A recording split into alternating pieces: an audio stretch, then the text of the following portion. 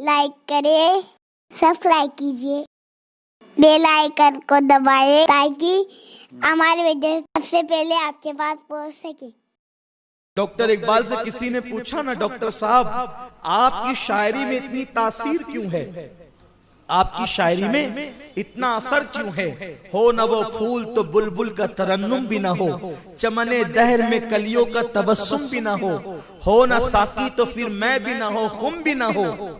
खैमा अफलाक का इस्तादा इसी नाम से है, नफ्ज़े हस्ती तपिश आमादा इसी नाम से है। कुव्वते इश्क से हर पस्त को बाला कर दे, दहर में इसमें मोहम्मद से उजाला कर दे। कि मोहम्मद से वफा तूने तो हम तेरे हैं, ये जहां चीज है क्या लौह कलम तेरे हैं। लौह भी तू कलम भी तू, तेरा वजूद अल किताब। देखा क्या चाशनी है डॉक्टर इकबाल की शायरी में। लोग उसकी मुखालफत करते रहे, लेकिन फिर भी मैंने मुखालिफिन को भी डॉक्टर साहब के शेर पढ़ते देखा है। जो डॉक्टर साहब पर उस लाहौर के कलंदर पर लोग एतराज करते हैं, उन लोगों को भी मैंने देखा है कि वो डॉक्टर साहब के शेर पढ़ते थे। और हमारे आकाए नेमत सैयदी मुर्शिदी हुजूर मुफ्ती आजम रहमतुल्लाहि ताला अलैह के सामने जब ये शेर पढ़ा जाता तो हुजूर मुफ्ती आजम फरमाते कि इकबाल की मगफिरत के लिए यही शेर काफी है। कौन सा शेर? कि मोहम्मद से वफा तूने तो हम तेरे हैं, ये जहां चीज है क्या लौह कलम तेरे हैं। ये डॉक्टर साहब ने बड़ी बड़ी शायरी की है, उनकी नातियां शायरी। बल्कि मैंने एक बहुत बड़े मुफक्किर से पूछा था कि डॉक्टर इकबाल के बारे में आप क्या कहते हैं, तो उन्होंने फरमाया वो रात का सूफी था और दिन का मुफक्किर था। वो डॉक्टर इकबाल जिसने हिंदुस्तान में आजादी की रूह फूंकी, वो डॉक्टर इकबाल के बारे में बहुत सी बातें कही जाती है, लेकिन मैं उन सब बातों पर तवज्जो नहीं करता। एक बात बताता हूँ इकबाल के बारे में, जो किताबों में लिखी हुई है। लिखने वाले ने कहां तक लिखा ये वो जाने, बयान करने वाले ने कहां तक बयान किया वो जाने, लेकिन गौर से सुने जो कहना चाहता हूँ। डॉक्टर इकबाल के बारे में एक रिवायत आई है। डॉक्टर इकबाल के खादिम थे, डॉक्टर इकबाल के खादिम थे, उनका नाम था अली बख्श। उनका क्या नाम था? अली बख्श। इसका मतलब खादिम कट्टर सुन्नी था,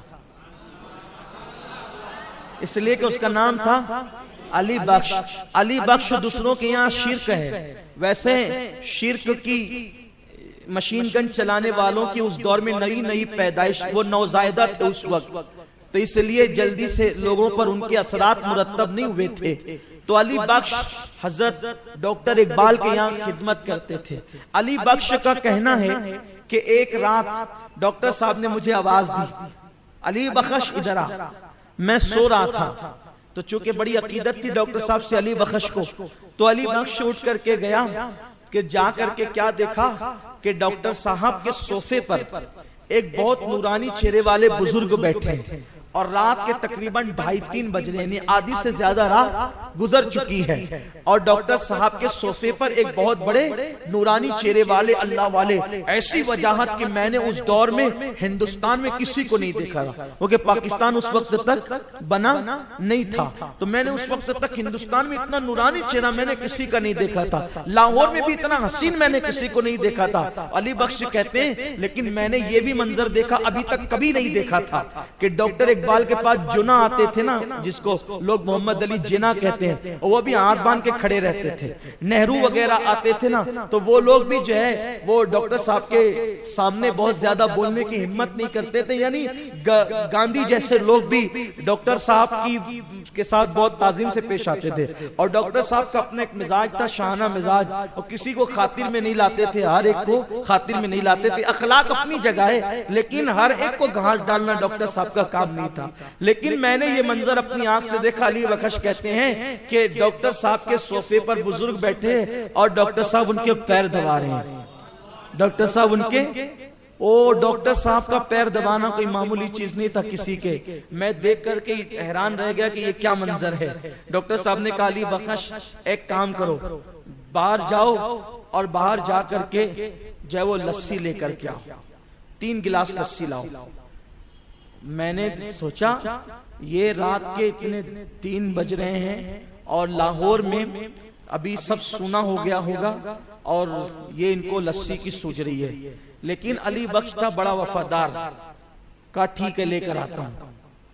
कहते हैं जैसे मैं घर के बाहर निकला, बरसों से मैं इकबाल के घर में रहता था, लेकिन जैसे ही घर के बाहर निकला तो मैंने देखा कि करीब में एक नई दुकान खुली है लस्सी की। ऐसा लगता था जैसे आज ही रात खुली है लस्सी की दुकान।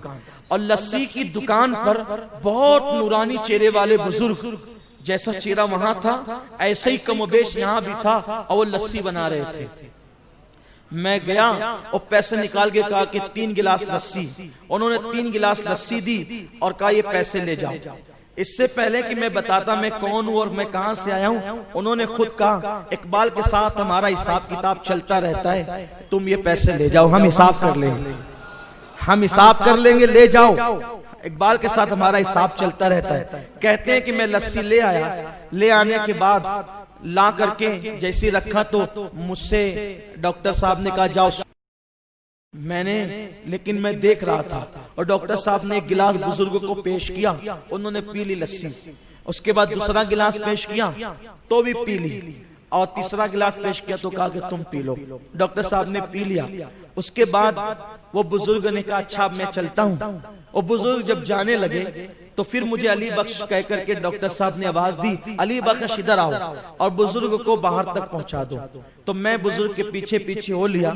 जैसे बुजुर्ग ने बाहर कदम रखा, एक रोशनी चमकी, मेरी आंखें चौंधिया गई और वो बुजुर्ग गायब हो गए।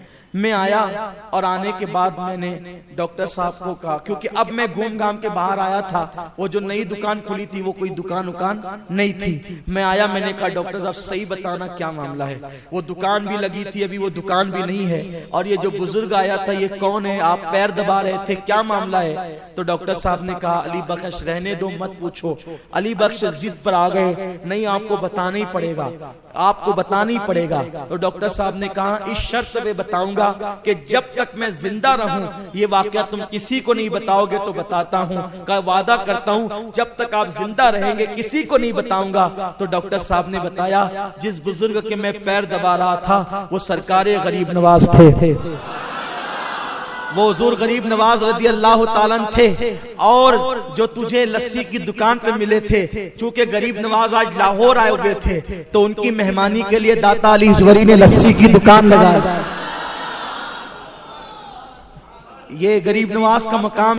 लेकिन इसमें डॉक्टर इकबाल की अजमत समझ में आती है। उस डॉक्टर इकबाल से किसी ने पूछा डॉक्टर साहब अल्लाह ने आपकी शायरी में इतनी तासीर कैसे अता फरमाई। तो डॉक्टर साहब कहते हैं कि जब शहद की मक्खियां दुरूद पड़ती है तो कसेला रस भी मीठा हो जाता है। तो मैंने शायरी शुरू करने से पहले 1 करोड़ मर्तबा अपने नबी पे दुरूद और सलाम पढ़ा है। उस दुरूद की बरकत है कि अल्लाह ने मेरी शायरी के अंदर ये रंग पैदा कर दिया है। अगर हम भी चाहते हैं कि हमारे अंदर भी कोई रंग पैदा हो तो हम भी दुरूद शरीफ की आदत डालें और दुरूद शरीफ कसरत से पढ़ने की कोशिश करें। अल्लाह ताला मुझे आप सबको दुरूद शरीफ कसरत से पढ़ने की तौफीक अता फरमाए। मैं आज आपसे पूछना चाहता हूँ, आज मैंने ये उन्वान इसीलिए लिया था कि हम आज से आपको दुरूद का पाबंद करेंगे। मैं ऐसे नहीं छोड़ूंगा आज आपको। मैं पूछना चाहता हूं आज से कौन कौन मेरे साथ वादा करता है कि कम से कम 500 मर्तबा दुरूद पढ़े बगैर हम नहीं सोएंगे। सुभान अल्लाह। वादा करते हैं? मुश्किल नहीं है। जो लोग डर रहे हैं ना, मुश्किल नहीं है।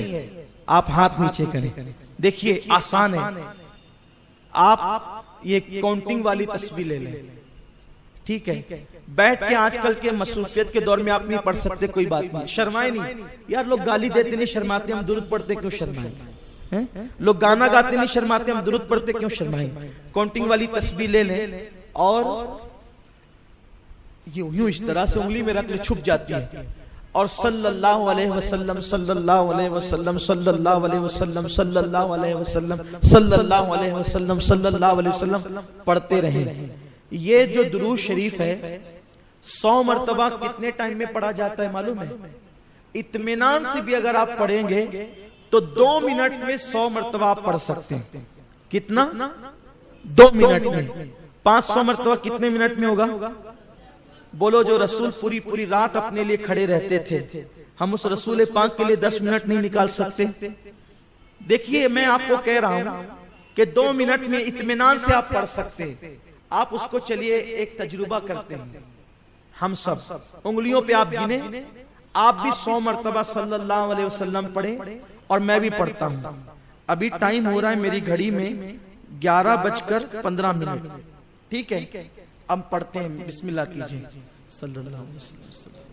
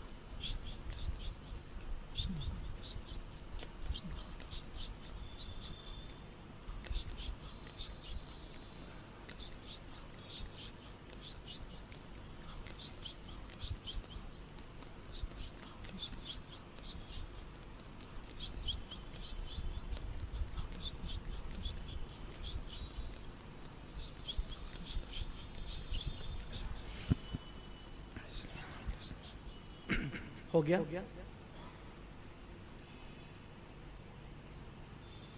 मेरे ख्याल से 16 मिनट हो रहे हैं और मेरा हो गया।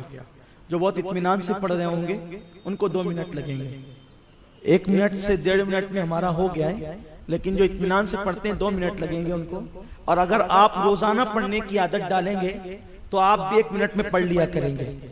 तो क्या आज से हम वादा करते हैं सब लोग 500 बार दुरूद शरीफ रोजाना पढ़ेंगे इंशाल्लाह, और रमजान शरीफ में डबल कर देंगे उसको इंशाल्लाह।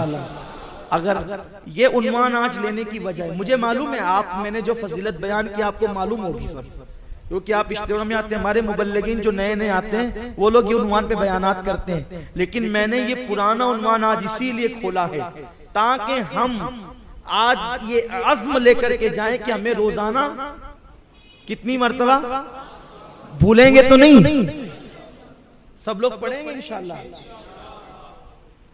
अल्लाह ताला से दुआ है कि अल्लाह हमें तौफीक अता फरमाए। कमेंट शेयर जरूर करिए।